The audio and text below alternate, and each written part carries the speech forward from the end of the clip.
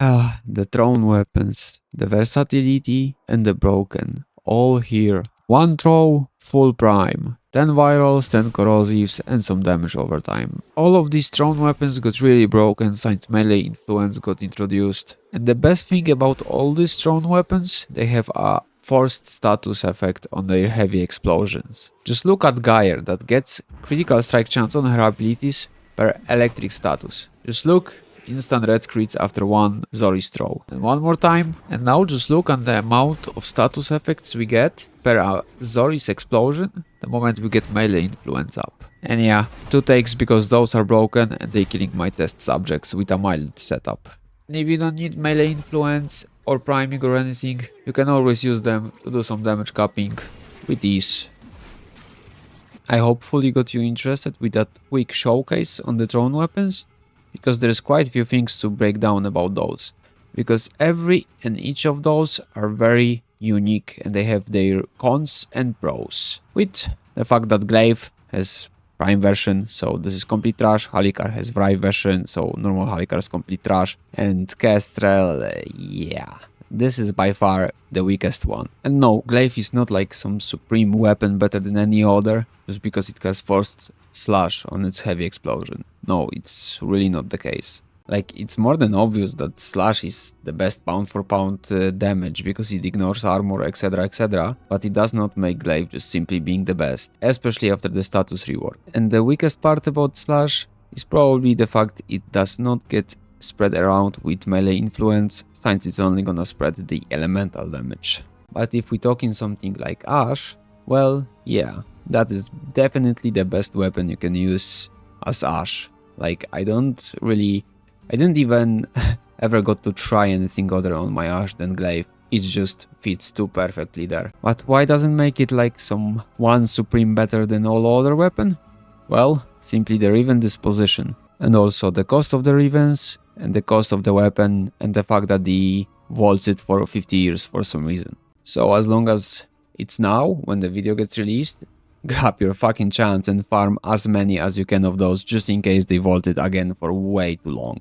But yeah, you can generally build all of these, the same exact build, and they will all deal with all kinds of enemies pretty easily. The best about GLaive is the fact it ignores armor.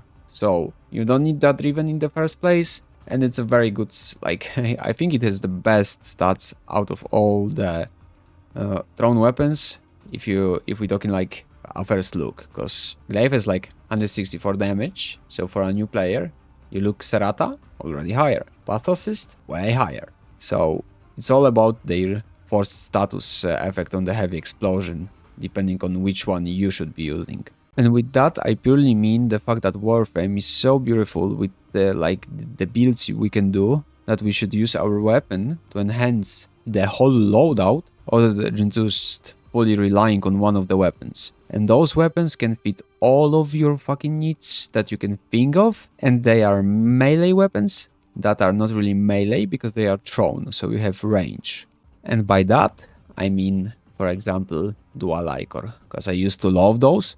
On Saryn, I was spamming the fuck out of that weapon on Saryn, but well, it simply puts me in danger because I'm close. And Saryn is not Revenant, so yeah. Whenever I started to use any of these, problem with survival got close to non-existent really. But enough of yapping, let's take Xoris as a first example, and let's dive deeper into the thrown weapons. Let me start first of all that most of those builds that you're gonna see, there's gonna be 1 or 2 tryhard builds. Most of those gonna be quality of life, because as I'm always saying all the time, those weapons are broken, so your build does not have to be in any kind of way the most min-maxed, over-tuned build. All you need on those weapons is quality of life, and their broken part will take care of everything related to killing.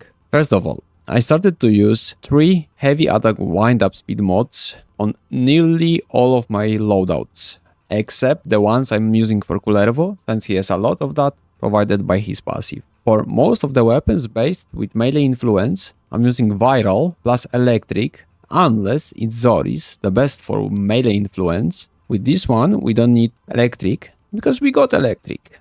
Xoris is the Electric itself, it is forced Electric. So melee influence uptime is permanent as long as you use it. If you explode it on more than like 2 enemies, it's probably already like gonna give you the buff. And like both sacrificial, if you have, you should always basically have the mod capacity, because most of the mods we're gonna be using, those are like 7 up to 9 capacity mods.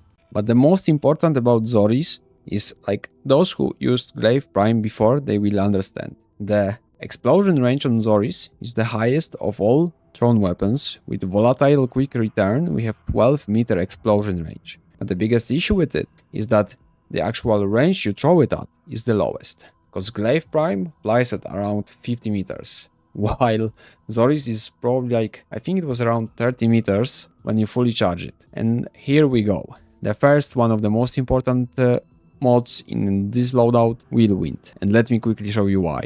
So right now I'm using GLaive Prime, and I'm in the ballroom. From the console, boom, easy. All of them get hit, big range. Let's make a waypoint. That's like 59 meter at the end of the, and approx 48 meters. So we reach them all easy peasy. But now let's take a look at Xoris without whirlwind mod. I'm in the same spot, and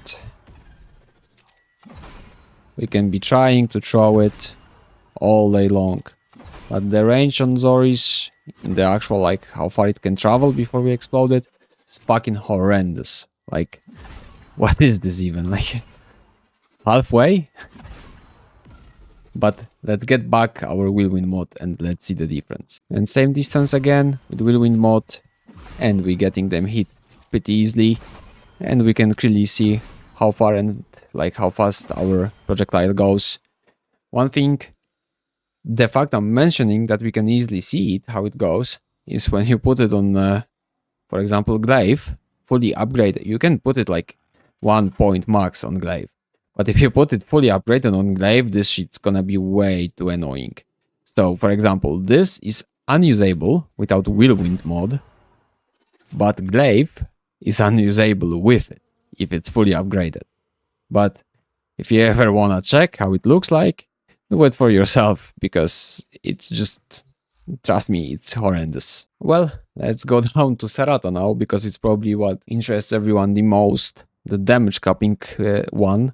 And yeah, it's forced toxin on its heavy explosion, and that makes it also very good for Saryn in a bit less damage capping loadout, but probably the best synergy loadout we can possibly go with the thrown weapons. So the build would look like this. If you don't have this, you would be using just cold, just a little bit weaker, but well, for the most part, it will not make big difference. And we're gonna slap the mods to get viral and electric separate, because we're gonna be having forced toxin.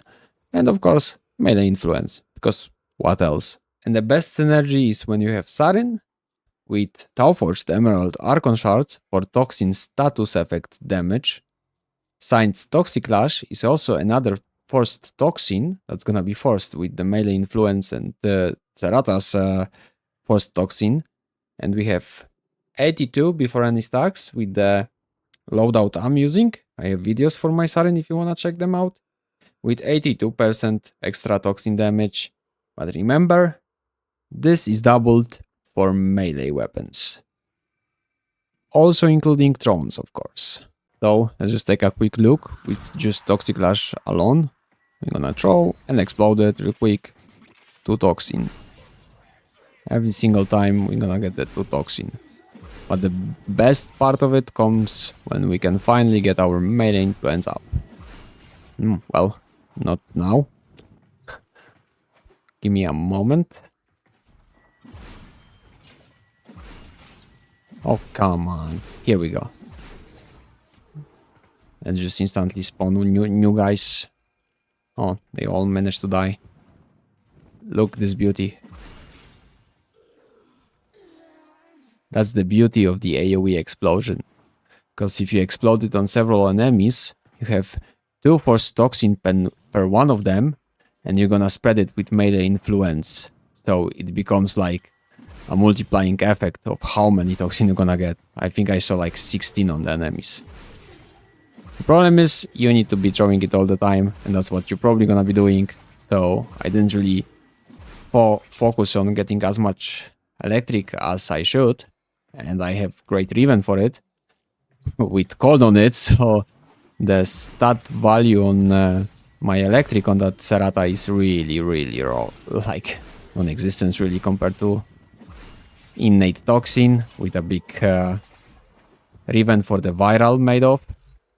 And on top of that, we also have like primed fever strikes, so pardon the struggle to get the... Okay. Let's just instantly respawn them. They will probably manage to die. Meanwhile, one survivor. Let's see one more time. Maybe we get to see before they die. Oh, 15 stacks.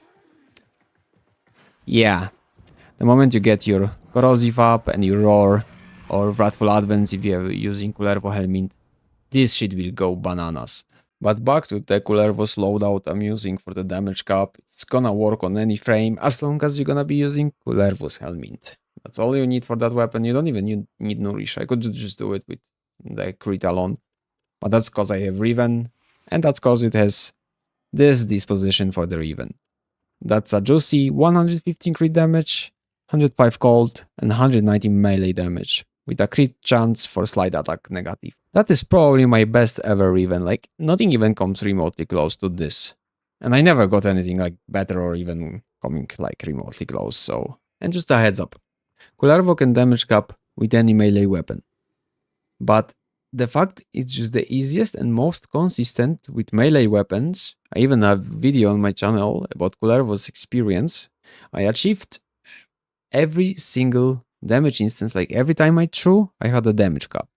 Just because of this one mod that apparently 99% people that use it don't necessarily know how to use it correctly, and they just say it's not working or it's bad, but there is a trick to that mod to make it work. Pretty simple one, let me show you. Take a look on my buffs, like the power throw appears with this icon with X and goes up to X3 whenever you successfully used your weapon the way you're supposed to get that buff up, which is simply a chain throw. But there's not really like info anywhere how to exactly use that. Because look, I can just throw it like that and I'm losing it. And that's simply because this is a chain throw and this is not. What's the difference? Basically, when the weapon flies and comes back to you, the moment you're about to grab it in your hand, you have to hold your melee button, the throw one. If you just grab it and press your throw button, the moment you grabbed it, but you didn't hold it before, you will not get the stack or lose the stack. This is like, you can recall it to come back to you earlier if you hold it again after it's out, instead of like pressing the heavy. But whenever it comes back or is about to like come to your hand, you have to be already holding your mouse button. You can either like hold it the moment it starts to coming back to you, or the very moment before it's in your hand, and it's gonna work. But the moment you catch it and then you press it, you're losing the buff. It does not work. And that damage is 300% multiplicative damage increase. This is a buttload of damage. Like, like all the damage cap that's happening is easily achieved only because of this mod. And you can jump, you can do whatever you want, as long as you're holding the mouse button when the Cerata is about to come back to you. This is the most important part, to just hold your button to instantly throw, like 0.001, you already swing in again. And this is only achievable if you're already holding the button again. But after a bit of use, you will get used to it. But it requires a bit of practice at start. But the payoff, 100% worth. And just quickly before we go further into the video, and as you guys see, 90% of you are not subscribed. So if you're enjoying my work, please leave that subscribe for me.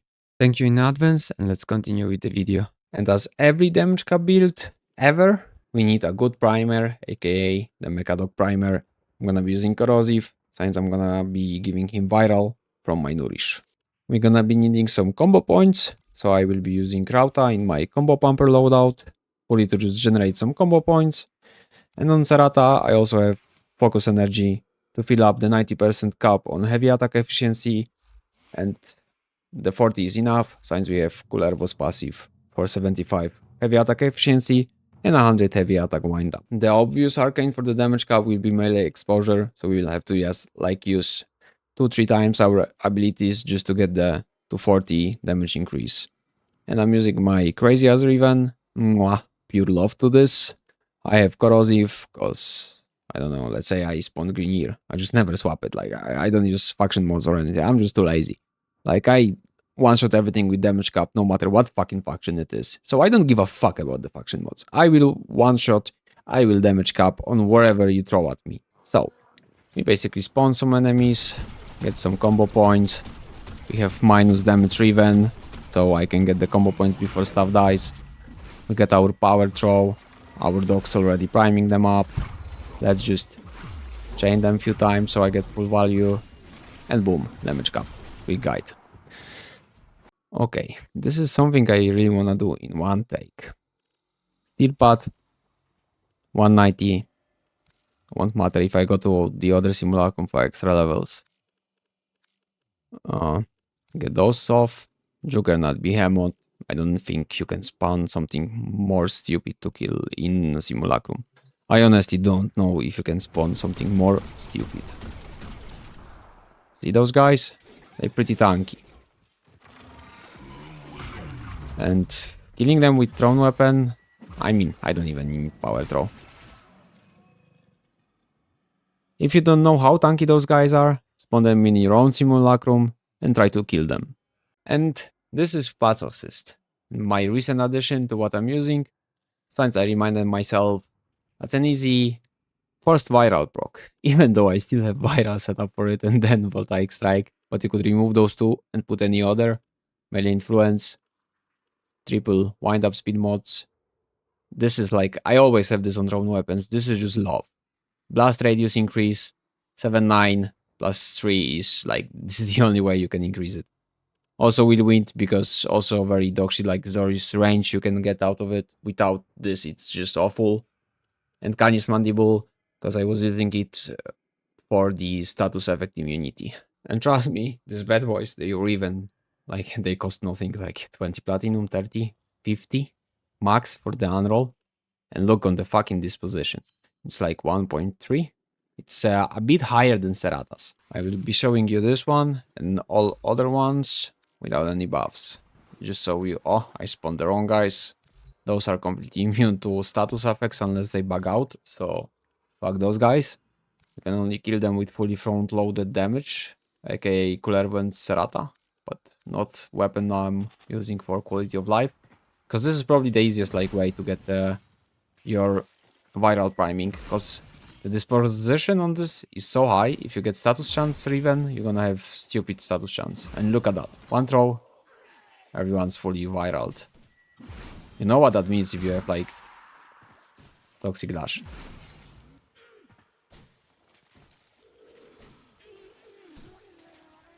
This is issue 1 Toxic Lash. Because there is no forced toxin. You only have the Toxic Lash. It works differently with melee influence as you can see. It's not as broken. Because the force from Cerata, it actually like spreads it with melee influence. Normally you don't have it. Let me show you. Normally, Saryn's Toxic Lash toxin is not spread. Like it was to proc from a weapon. Like look, I have melee influence buff up. But only the ones that actually got hit with the explosion. There's no like melee influence spreading of it. Just a heads up if anyone like builds around Toxic Lash being spread, because it does not get spread.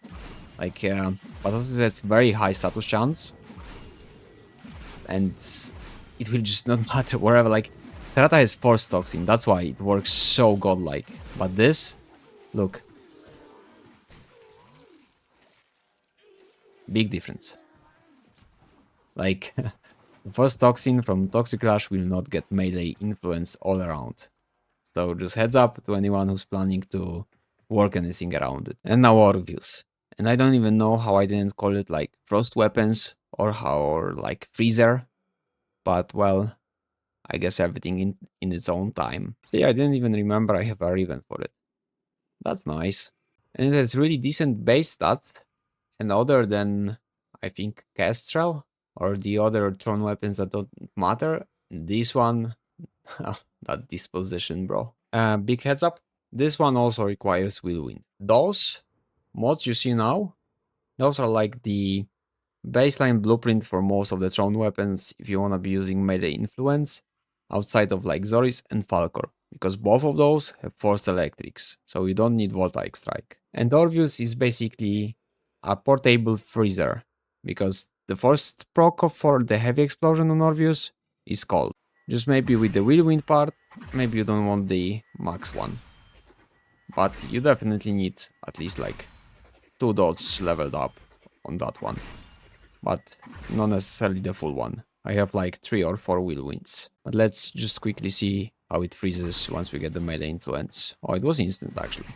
Well, that's how fast. Pretty much instant freezer here. That's why I'm using this weapon on Frost. It's the GLaive Prime for Frost, I'd say. Just instant freeze. Without like full loadout, full mods. The tankers you need, no buffs, no nothing. Just the cold and viral. Pretty fast and quick. If I had power throw, or I didn't have an empty mod slot, would be a quick job. But I'm just trying to show you how fast it freezes without killing them. I used to hate that weapon before I knew how to use strong weapons. And I kinda regret so hard because I had to refarm it. Because I, of course, sold it. Don't sell your weapons. Don't sell your weapons. Just double check if you won't be needing them up, like later on. Falcor, I will not even show it. It's like a weaker Xoris brother. Stronger, I don't know. I just prefer Xoris because of range. This is 6 meter. Xoris has a stupid ass 9 meter. So you both have forced electric. I mean, this range wins. All you need is whirlwind for Xoris. Another one that requires whirlwind, and the build for the blast will be looking like this. As you can see, most of the time we're using the same exact fucking mods, just depending what we're gonna use. And what the fuck am I talking? Why there is a toxin mod for gas and I wanna make blast? My bad. Quick fix, the obvious one. And let's see how it's gonna blast. And yeah, obviously I had melee exposure that I did not notice. So if you want the melee influence build, make sure you put melee influence in it, okay? Don't be me. So hopefully I can blast now. Just take a quick look how it looks like with full whirlwind. Well, you might not need a full one here. But what you will need is to get melee influence ASAP. But not a big problem on Halikar. And we can get to blast. That's without power throw on purpose. And without any buffs, no viral, no nothing, no primer. So, yeah, blast killing those units is a really rare thing to see. Like, if I use any other blast weapon, they're gonna take like 2 years. Or if there's just one of them, it's also gonna take a longest time. Like, blast is good if you can blast several units. Just look at that. The quickest blast. And melee influence is a real game changer here. But as I said, not a big issue to get that fast proc.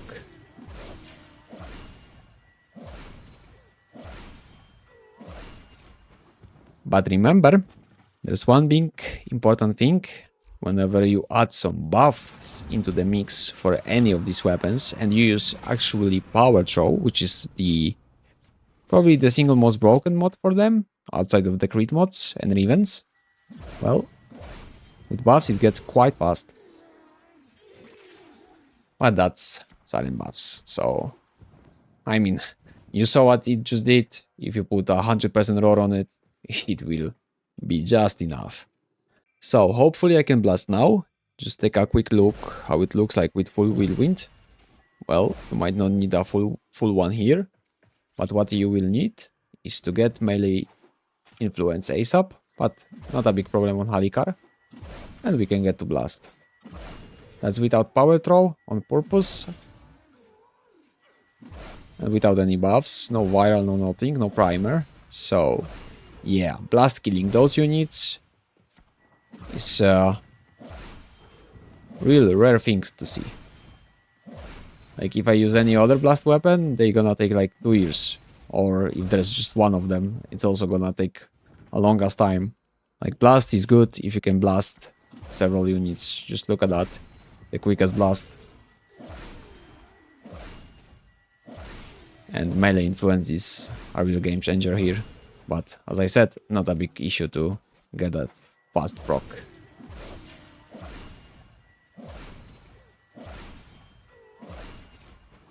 But remember, there's one big important thing. Whenever you add some buffs into the mix for any of these weapons and you use actually power throw, which is probably the single most broken mod for them, outside of the crit mods and events, well, with buffs it gets quite fast. But that's Saryn buffs, so I mean, you saw what it just did. If you put 100% roar on it, it will be just enough. And well, how could I not show my GLaive? This is a build for my GLaive, melee influence, viral, but you don't necessarily need to build it. I mean, just having melee influence is just so convenient. Like, you don't even need primer like this. If you have primer, you can swap this and this and this to corrupt charge, power throw, and I'd put killing blow honestly for the faster wind up. But you can put another sacrificial. I mean, I have both of them. What I'm talking about. You can put one of the wind up speed mods.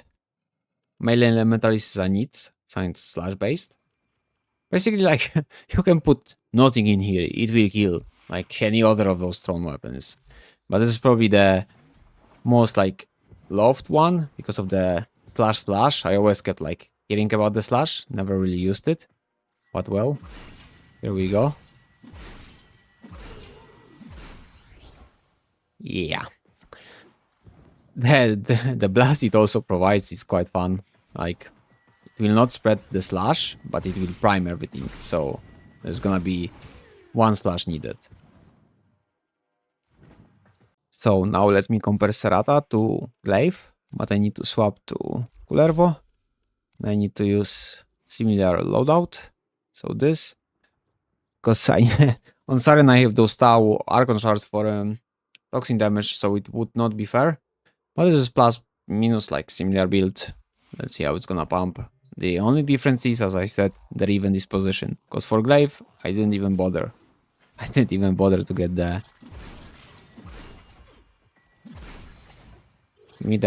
melee influence. Come on. It counts only since I get the melee influence, because that Riven is really putting high value on the viral, so it's not that easy to get the procs. I mean, who needs status damage to do damage when you can just kill enemies instantly? But in the end, it doesn't matter if Cerata is better than GLaive or Xoris, because those three are by far the best ones. Those three are the three kings. Just get those weapons, and any of those for that matter, those that I have, because I only don't have the like normal GLaive, because I have GLaive Prime, so why would I keep this? Pure mastery fodder, mastery fodder, mastery fodder. Good for blast, good for viral, good for freezing, slash, electric, electric, toxin. As simple as that. And like one in all, without like melee influence or any elementals for all of these weapons, if you would just to rely on their forced procs, but that would be stupid for Xoris, for example, if no melee influence. But we start with the two sacrificials. You can take this one out. This one is enough. I just umbrat it. And we have power throw, organ shatter. So, for example, if it's gonna be GLaive, killing with status, not like I use Cerata for like instant kill, melee elementalist. And honestly, this for the quality of life, it's really insane. It's without Kullervo, you really feel the difference. And we would go for the combo points, aka Corrupt Charge, and we have one more, and I have Naramon here. What to put here? Let's put the shittiest way of increasing damage, which is Slash. Let's reset the enemies so they full. And let's see the power of thrown weapons once you get your power throw up. I should have put the range on explosion actually. But those who gets hit, yeah, no priming, dodges the slash. But volatile quick return would just help hit way more enemies. That's why I have it on every single loadout, every single thrown weapon.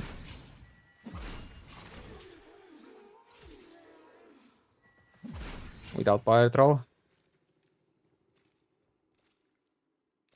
Oh, well, apparently you don't even need the power throw.